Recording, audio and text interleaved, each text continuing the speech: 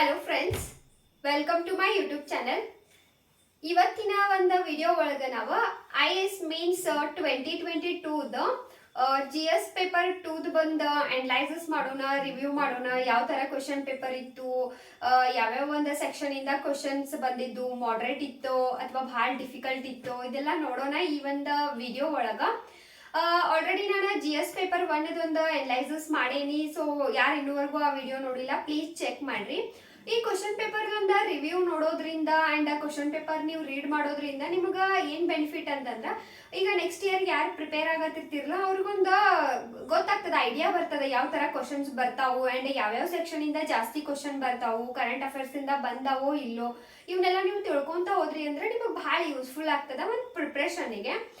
And ನಾನು GS 1, 2, 3, 4 plus ಎಸ್ಸೇದ question ಪೇಪರ್ದ PDF ನನ್ನ Telegram channel ಒಳಗೆ ಹಾಕೇನಿ. ಸೊ ಪ್ಲೀಸ್ ನೀವು ನನ್ನ ಟೆಲಿಗ್ರಾಮ್ ಚಾನಲ್ಗೆ ವಿಸಿಟ್ ಕೊಡ್ರಿ. ಆ್ಯಂಡ್ ಜಸ್ಟ್ ಅವ್ನ ಕ್ವಶನ್ ಪೇಪರ್ ಡೌನ್ಲೋಡ್ ಮಾಡ್ಕೊಳ್ಳೋದು ಆ್ಯಂಡ್ ಮೊಬೈಲ್ ಒಳಗೆ ಜಸ್ಟ್ ಸ್ಟೋರೇಜ್ ಹೆಚ್ಚು ಮಾಡ್ಲಿಕ್ಕಂತ ಯೂಸ್ ಮಾಡ್ಕೋಬೇಡ್ರಿ. ಅವನ ಕ್ವಶನ್ನ ಸಾಲ್ವ್ ಮಾಡಕ್ಕೆ ಟ್ರೈ ಮಾಡ್ರಿ. ಬಿಕಾಸ್ ಕ್ವಶನ್ನ ಇನಿಷಿಯಲ್ ಸ್ಟೇಜ್ ಒಳಗೆ ಡಿಫಿಕಲ್ಟ್ ಅನಿಸ್ತದ, ಬಟ್ ಸ್ಟಿಲ್ ಅವನ್ನ ಪ್ರಾಕ್ಟೀಸ್ ಮಾಡ್ರಿ. ಅಟ್ಲೀಸ್ಟ್ ಒಂದೊಂದು ಕ್ವಶನ್ ದಿನಕ್ಕೆ ಒಂದರ ಸಾಲ್ವ್ ಮಾಡ್ರಿ, ಅದರಿಂದ ನಿಮಗೆ ಭಾಳ ಹೆಲ್ಪ್ ಆಗ್ತದ. ಇವತ್ತು ನಾವು ಪೇಪರ್ 2 ಬಗ್ಗೆ ಒಂದು ರಿವ್ಯೂನ ನೋಡೋಣ. Indian polity and international relations and social justice paper 2 ಇದು. ಇಲ್ಲಿ ಮೇಜರ್ ಒಂದಷ್ಟು ಏನೇನು ಒಂದು ಸಿಲೆಬಸ್ ಒಳಗಿನ ಮೇನ್ ಹೈಲೈಟೆಡ್ ಪಾಯಿಂಟ್ಸ್ ನೋಡೋದಂದ್ರೆ governance, polity, international relation, constitution, international relations and current affairs. ಈ ಒಂದು ಸೆಕ್ಷನಿಂದ ಇಲ್ಲಿ ಜಾಸ್ತಿ ಕ್ವಶನ್ ಬರ್ತಾವ. 250 ಮಾರ್ಕಿಗೆ ಕ್ವಶನ್ ಪೇಪರ್ ಇರ್ತದ, 250 ಮಾರ್ಕ್ಸ್ ಇರ್ತಾವ. ಆ್ಯಂಡ್ ಸೇಮ್ 3 hours ಟೈಮ್ ಇರ್ತದ, 3 ತಾಸು ಟೈಮ್ ಇರ್ತದ. ಆ್ಯಂಡ್ 20 ಕ್ವಶನ್ ಇರ್ತಾವ. ಅದ್ರೊಳಗೆ 10 ಕ್ವಶನ್ನಿಗೆ ಆನ್ಸರ್ನ ನೀವು 150 ವರ್ಡ್ಸ್ ಒಳಗೆ ಬರಿಬೇಕು, 150 ವರ್ಡ್ಸ್. ಆ್ಯಂಡ್ 10 ಮಾರ್ಕ್ಸ್ ಒಂದು ಕ್ವಶನ್ನಿಗೆ. ಆ್ಯಂಡ್ ನೆಕ್ಸ್ಟ್ 10 ಕ್ವಶನ್ನ 15 ಮಾರ್ಕ್ಸಿಗೆ ಇರ್ತಾವ. ಅಲ್ಲಿ ನೀವು 250 ವರ್ಡ್ಸ್ಗೆ ಬರಿಬೇಕಾಗ್ತದೆ. ಎವ್ರಿ ಒಂದು ಕ್ವಶನ್ ಪೇಪರ್ ರಿವ್ಯೂ ಮಾಡುವಾಗ ಸ್ಟಾರ್ಟ್ ಇದರಿಂದ ಯಾಕೆ ಹೇಳಲಿಕ್ಕತ್ತೇನಂದ್ರೆ, ಇನ್ ಕೇಸ್ ನೀವು ಆ ವಿಡಿಯೋ ಏನಾರ ಫಸ್ಟ್ ಏನಾರ ಮಿಸ್ ಮಾಡ್ಕೊಂಡಿದ್ರಿ, ಫಸ್ಟ್ ಪೇಪರ್ 2ದನ ಒಂದು ವಿಡಿಯೋ ನೋಡತ್ತಿದ್ರಿ ಅಂದ್ರೆ ಈ ಒಂದು ಪಾಯಿಂಟ್ ಮಿಸ್ಡ್ ಔಟ್ ಆಗಬಾರ್ದು. Because preparation and answer writing ಒಳಗೆ ಭಾಳ ಮ್ಯಾಟರ್ ಆಗ್ತಾವ. ಅಷ್ಟರೊಳಗೆ ನಿಮ್ಮ ಆನ್ಸರ್ನ ಒಂದು 150 ವರ್ಡ್ಸ್ 250 ವರ್ಡ್ಸ್ ಒಳಗೆ ಬರೆಯೋದನ್ನ ನೀವು ಪ್ರಾಕ್ಟೀಸ್ ಮಾಡ್ಕೊಂತ ಹೋದ್ರಿ ಅಂದ್ರೆ ನಿಮ್ಗೆ ಒಂದು ಎಕ್ಸಾಮ್ ಒಳಗೆ ಟೆನ್ಷನ್ ಇರಂಗಿಲ್ಲ, ಆರಾಮಾಗಿ ಪೇಪರ್ ನಿಮ್ದು ಫಿನಿಶ್ ಆಗ್ತದೆ ಇನ್ ಟೈಮ್ ಒಳಗೆ. ಸೊ ಕರೆಂಟ್ ಅಫೇರ್ಸ್ನ ಲಿಂಕ್ ಮಾಡಿ ಬಹಳಷ್ಟು ಕ್ವಶನ್ಸ್ ಈ ಒಂದು ಪಾಲಿಟಿ ಮೊನ್ನೆ ನಡೆದಿದ್ದ ಒಂದು IAS ಮೇನ್ಸ್ ಕ್ವಶನ್ ಪೇಪರ್ ಒಳಗೆ ಭಾಳ ಬಂದಾವ. ಆ್ಯಂಡ್ ಮೇಜರ್ ಒಂದಷ್ಟು ಟಾಪಿಕ್ ಬಗ್ಗೆ ಬಂದಿದ್ದು ಟಾಪಿಕ್ಸ್ ನೋಡೋದಂದ್ರೆ ಎಲೆಕ್ಷನ್ ರಿಲೇಟೆಡ್ ಬಂದದ, ಆ್ಯಂಡ್ ಇಂಟರ್ನ್ಯಾಷನಲ್ ರಿಲೇಷನ್ಸ್ ರಿಲೇಟೆಡ್ ಬಂದದ, ಇಂಡಿಯಾ ಆ್ಯಂಡ್ ಶ್ರೀಲಂಕಾ ಬಗ್ಗೆ ಬಂದದ, ಎಕನಾಮಿಕ್ ಕ್ರೈಸಿಸ್ ಮೇಲೆ, ಆ್ಯಂಡ್ ಬಿಮ್ಸ್ಟೆಕ್, ಪ್ರೆಸಿಡೆಂಟ್, ಗತಿಶಕ್ತಿ ಅಂತೇಳಿ ಯೋಜನೆ ಅದ, ಆ ಒಂದು ಯೋಜನೆ ಮೇಲೆ, ಆಮೇಲೆ disabilities act 2016, power of governor, election commission, inflation, unemployment, educational act, I2U2. ಇದು I2U2 ಕರೆಂಟ್ ಅಫೇರ್ಸ್ ಒಳಗಿತ್ತು. ಕರೆಂಟ್ ಅಫೇರ್ಸ್ ರೀಡ್ ಮಾಡಿದವ್ರು ಇದನ್ನ ಆರಾಮಾಗೆ ಕ್ವಶನ್ ಬರ್ದಿರ್ತಾರ. And clean energy initiative policies. So ಒಂದು ಪರ್ಫೆಕ್ಟ್ ಮಿಕ್ಸ್ಚರ್ ಇತ್ತು ಇದು ಪೇಪರ್. ಯಾವ್ದಂದ್ರೆ ಸಿಲೆಬಸ್ ಒಳಗೆ ಏನು ಕೊಟ್ಟಿದ್ರಲ್ಲ ಎಲ್ಲಾನು ಟಚ್ ಮಾಡಿಬಿಟ್ಟಾರ. ಇಂಥದ್ದು ಒಂದು ಸೆಕ್ಷನ್ ಬಿಟ್ಟೇ ಇಲ್ಲ ಅನ್ನಂಗಿಲ್ಲ. ಇಂಟರ್ನ್ಯಾಷನಲ್ ರಿಲೇಷನ್ ಇಂದ ಬಂದದ, ಪಾಲಿಟಿಯಿಂದ ಬಂದದ, ಕಾನ್ಸ್ಟಿಟ್ಯೂಷನ್ ಇಂದ ಬಂದದ, ಆ್ಯಂಡ್ ಕರೆಂಟ್ ಅಫೇರ್ಸ್. ಟೋಟಲಿ ಎಲ್ಲಾನು ಒಂದು ಮಿಕ್ಸ್ಚರ್ ಮಾಡ್ಕೊಂಡು ಕಾಸ ಒಂದು ಗುಡ್ ಕ್ವಾಲಿಟಿದು ಒಂದು ಪೇಪರ್ನ ಒಂದು ಸೆಟ್ ಆಗಿತ್ತಿದೆ. ಆ್ಯಂಡ್ ಮಾಡ್ರೇಟ್ ಇತ್ತು, ತೀರಾ ವರ್ಸ್ಟ್ ನಮಗೆ ಏನು ಡಿಫಿಕಲ್ಟ್ ಇರಲಿಲ್ಲ.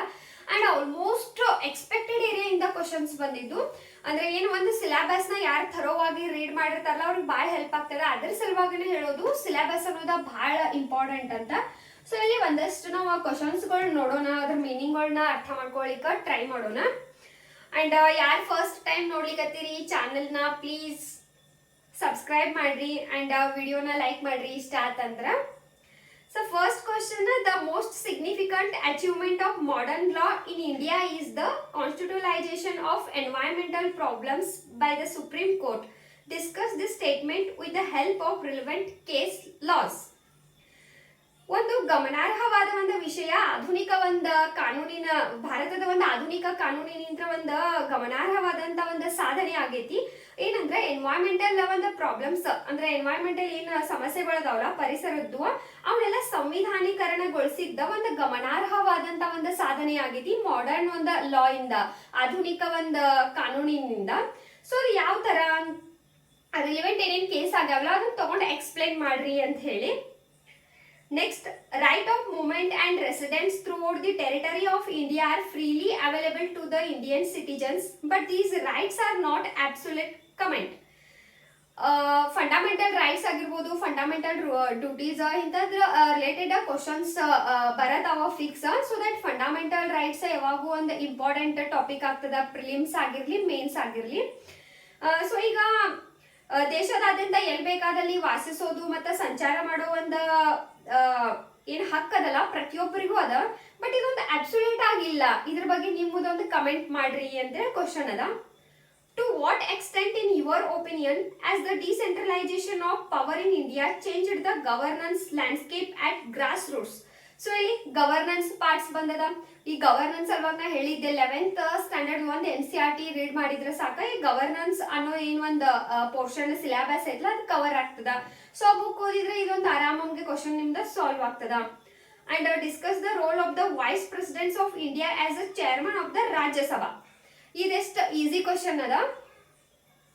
ವೈಸ್ ಪ್ರೆಸಿಡೆಂಟ್ ಉಪರಾಷ್ಟ್ರಪತಿ ಯಾವಾಗಿದ್ರು ರಾಜ್ಯಸಭೆಯ ಚೇರ್ಮನ್ ಆಗಿರ್ತಾರೆ. ಇದೊಂದು ಕಾಮನ್ ಎಲ್ಲರಿಗೂ ಆಲ್ಮೋಸ್ಟ್ ಪಾಲಿಟಿ ರೀಡ್ ಮಾಡಿದವ್ರಿಗೆ ಬೇಸಿಕ್ ಆಗಿ ಗೊತ್ತಿರ್ತದ ರಾಜ್ಯಸಭೆದ ಚೇರ್ಮನ್ ಯಾವಾಗಿದ್ರು ಉಪರಾಷ್ಟ್ರಪತಿ ಆಗಿರ್ತಾರು ಅಂತ. ಸೊ ಅವ್ರದೊಂದು ರೋಲ್ ಏನ, ಉಪರಾಷ್ಟ್ರಪತಿ ರಾಜ್ಯಸಭೆದ ಒಂದು ಚೇರ್ಮನ್ ಆದಾಗ ಅಲ್ಲಿ ಅವ್ರದೊಂದು ರೋಲ್ ಏನ, ಅಲ್ಲಿ ಅವ್ರು ಏನ್ ಕೆಲಸ ಮಾಡ್ತಾರೋ, ಅಲ್ಲಿ ಅವ್ರದ್ದು ಏನ್ ಅಧಿಕಾರ ಅನ್ನೋದನ್ನ ಎಕ್ಸ್ಪ್ಲೇನ್ ಮಾಡೋದು. ಸೊ ಬೇಸಿಕ್ ಕ್ವಶನ್ ಅದ, ಸೊ ತೀರಾ ಡಿಫಿಕಲ್ಟ್ ಇಲ್ಲ. And then discuss the role of national commission for backward classes in the wake of its transformation from statutory body to a constitutional body. ಇದು ಕಮಿಷನ್ ಫಾರ್ ಬ್ಯಾಕ್ವರ್ಡ್ ಕ್ಲಾಸಸ್ ಇತ್ಲ, ಇದು statutory body ಇಂದ constitutional body ಆಗ್ಯದ. ಅದ್ರ ಬಗ್ಗೆ ನೀವು discussion ಮಾಡಬೇಕು. ಇದು ನಿಮ್ಗೆ ಎಂ ಲಕ್ಷ್ಮೀಕಾಂತ್ ಬುಕ್ ಒಳಗೂ ಸಿಗ್ತದ. ಅಂಡ್ ಕರೆಂಟ್ ಅಫೇರ್ಸ್ ನ ಟಚ್ ಮಾಡಿ ಕ್ವಶನ್ ಕೇಳ್ಯಾರ. And then 6th question is the Gati Shakti Yojana needs meticulous coordination between the government and the private sector to achieve the goal of connectivity.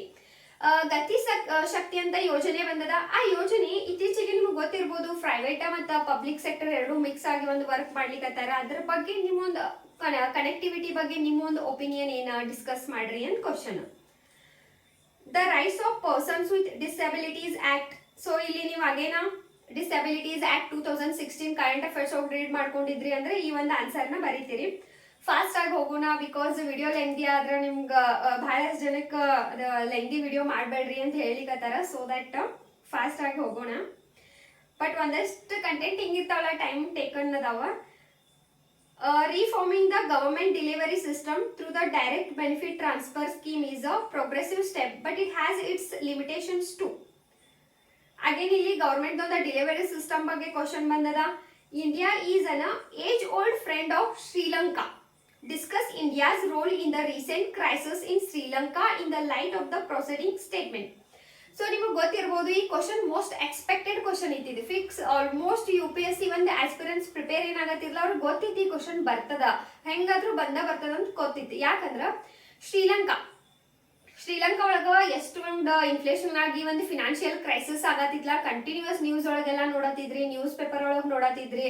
So ಆ question direct ಬರಂಗಿಲ್ಲ. ಅವಾಗ ಆ ದೇಶದ ಜೊತೆ ಭಾರತದ ಒಂದು ಕನೆಕ್ಟಿವಿಟಿ, ಅದ್ರೊಳಗ ಭಾರತದ ರೋಲ್ ಆಗಿರ್ಬೋದು, ಇದನ್ನ ಕನೆಕ್ಟ್ ಮಾಡಿ ಕ್ವಶನ್ ಕೇಳ್ತಾರ ಅನ್ನೋದು ಎಲ್ಲರಿಗೂ ಗೊತ್ತಿತ್ತು. ಅಂಡ್ ಮೋಸ್ಟ್ ಎಕ್ಸೆಪ್ಟೆಡ್ ಒಂದು ಕ್ವಶನ್. ಈ ತರ ಕ್ವಶನ್ ಬಂದಾಗ ಆಸ್ಪಿರೆಂಟ್ಸ್ ಆಬ್ವಿಯಸ್ಲಿ ಖುಷಿ ಆಗ್ತಾರೆ, ಯಾಕಂದ್ರೆ ಆಲ್ರೆಡಿ ಪ್ರಿಪೇರ್ ಆಗಿರ್ತಾರ. And do you think the BIMSTEC is a parallel organisation like the SAARC? BIMSTEC ಮತ್ತು ಸಾರ್ಕ್ ಒಂಥರ ಸಮಾನಾಂತರವಾದಂತ ಒಂದು ಪ್ಯಾರಲಲ್ ಆರ್ಗನೈಸೇಷನ್ಸ್ಗಳೇನ, ಸಂಘಟನೆಗಳೇನ? What are the similarities and dissimilarities between the two? ಈಗ ಬಿಮ್ಸ್ಟೆಕ್ ಮತ್ತು ಸಾರ್ಕ್ ಇವು ಎರಡರ ಮಿಡಲ್ ಒಂದು ಕಂಪ್ಯಾರಿಸನ್ ಮಾಡ್ಬೇಕು ನೀವು. ಸಿಮಿಲಾರಿಟೀಸ್ ಏನದಾವ, ಡಿಸ್ಸಿಮಿಲಾರಿಟೀಸ್ ಏನದಾವ? How are Indian foreign policy objectives realised by forming this new organisation? So ಈ ಒಂದು ಕ್ವಶನ್ ಒಳಗೆ ನೀವು ಮಾಡಬೇಕಾಗಿದ್ದ ಬಿಮ್ಸ್ಟೆಕ್ ಮತ್ತು ಸಾರ್ಕ್ ಈ ಎರಡೂದ್ರ ಮಿಡಲ್ ಒಂದು ಕಂಪ್ಯಾರಿಸನ್ ನ ಬರಿಬೇಕು.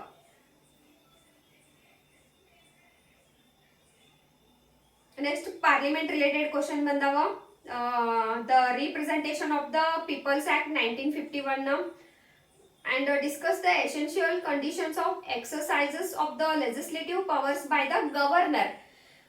ಸೊ ನಾನು ನಿಮ್ಗೆ ಎಂ ಲಕ್ಷ್ಮೀಕಾಂತ್ ಅಂತ ಬುಕ್ ಒಳಗೆ ಇಂಪಾರ್ಟೆಂಟ್ ಲೆಸನ್ಸ್ ಹೇಳುವಾಗ ಹೇಳಿದ್ದೆ ಗವರ್ನರ್ ಪ್ರೆಸಿಡೆಂಟ್ ಲೆಸನ್ಸ್ ಬಹಳ ಇಂಪಾರ್ಟೆಂಟ್ ಆಗ್ತಾವಂತ. ಸೊ ಇಲ್ಲಿ ನೋಡ್ಬೋದು ನೀವು ಕ್ವಶನ್ ಡೈರೆಕ್ಟ್ ಆಗಿ ಒಂದು ಕ್ವಶನ್ ಬಂದದ ಗವರ್ನರ್ದ ಒಂದು ಪವರ್ ಬಗ್ಗೆ.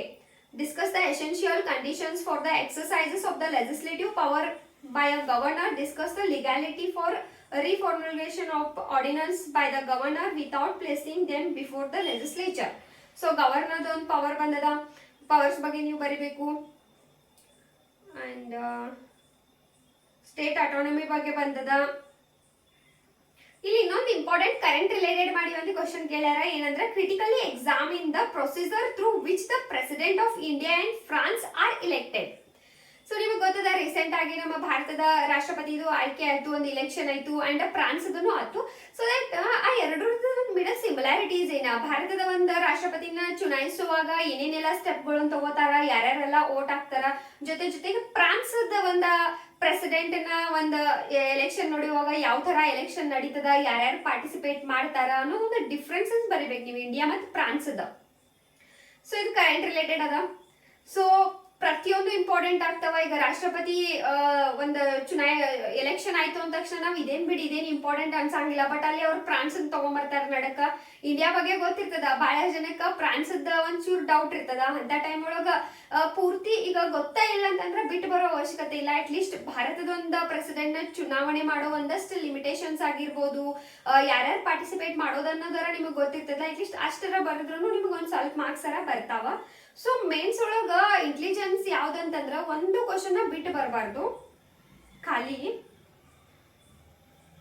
Besides the welfare schemes, India needs a debt management of inflation and unemployment to serve the poor and the unprivileged sections of the society.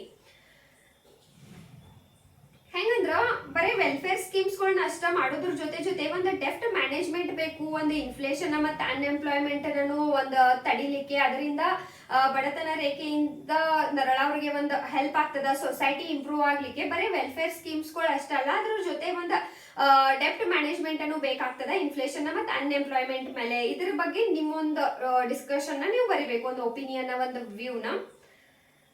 Because obviously ಬರೀ welfare ಸ್ಕೀಮ್ಗಳನ್ನ ಅಷ್ಟ ತಗೊಂತ ಬಂದ್ರೆ improve ಆಗಂಗಿಲ್ಲ. ಅದ್ರ ಬದಲೇ ಒಂದು ಆರ್ಥಿಕ ವ್ಯವಸ್ಥೆ ಇಂಪ್ರೂವ್ ಮಾಡೋದು ಮತ್ತು ಅನ್ಎಂಪ್ಲಾಯ್ಮೆಂಟ್ ಅನ್ನ ತೆಗೆದ್ರಂದ್ರೆ ತಾನ ಈಗ ಎಲ್ಲರಿಗೂ ಕೆಲಸಗಳು ಸಿಗಾಕತ್ತು ಅಂದ್ರೆ ತಾನ ಬಡತನ ನಿರ್ಮೂಲನೆ ಹಾಕೋಂತ ಬರ್ತದ. ಇಂಥದೆಲ್ಲ ಪಾಯಿಂಟ್ಸ್ ಹಾಕಿ ನೀವು ನಿಮ್ಮ ಆನ್ಸರ್ನ ಬರಿಬೇಕು.